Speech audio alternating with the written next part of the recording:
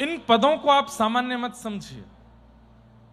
मैंने अपने बाल्यकाल में जिनका संग किया, ऐसे परम पूजनीय प्रातस्मरणीय मेरे पूज्य नाना जी, पंडित श्री कृष्णलाल शास्त्री, अष्ट सखाओं के सारे पद उनके गर्भ में विराजमान थे, भीतर थे, सब याद थे। संपूर्ण भागवत की कथा पद गा गा करके कर देते थे। प्रहलाद चरित्र पद में गा देते थे, ध्रुव, और कोई अपने आप निर्माण करके नहीं, अष्ट सखाओं के गाते थे। और उनके भाव ऐसे, उनकी कथा ऐसी होती थी, बहुत कम लोग रहते थे कथा में, लेकिन जो कथा सुनते थे उनके नेत्र सूखे नहीं रहते थे, भीगे नेत्र ही रहते थे। एक बार की बात है कि हमारे घर पर परम पूजनीय प्रातस्मरणीय श्री रमणदीति वाले महाराज जी प्रसाद पाने के लिए आए। तो महाराज जी प्रसाद पा रहे थे, मैं बहुत छोटा था तब। तो नाना जी सन्मुख बैठ करके बोले, महाराज जी मैं कुछ पद सुनाऊं? तो बोले सुनाओ।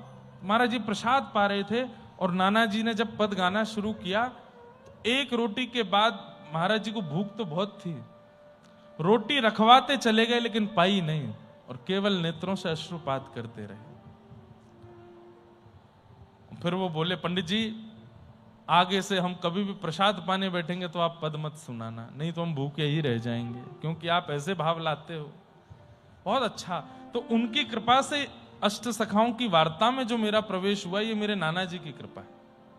और महाराज जी एक बात और बताएं, हमारे दत्त धाम आने का एक कारण और है, ये पुरुषण की भूमि है।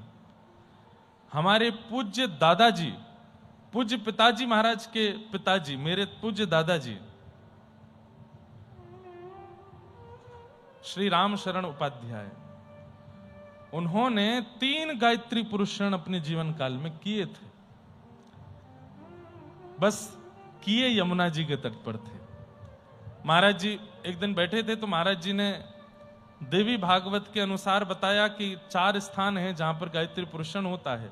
उज्जैन, नासिक, मतलब उज्जैन में शिप्रा जी के तट पर, नासिक में गोदावरी जी के तट पर, और 2 स्थान और महाराज जी ने अंकित किए थे कि वहां गायत्री पुरुषण का विधान है।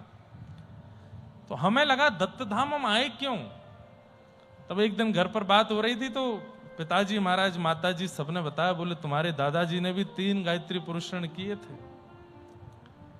तो हमने कहा ये उनके पुरुषण का ही फल है कि हम पुरुषण करने वालों को कथा सुनाने आए हैं।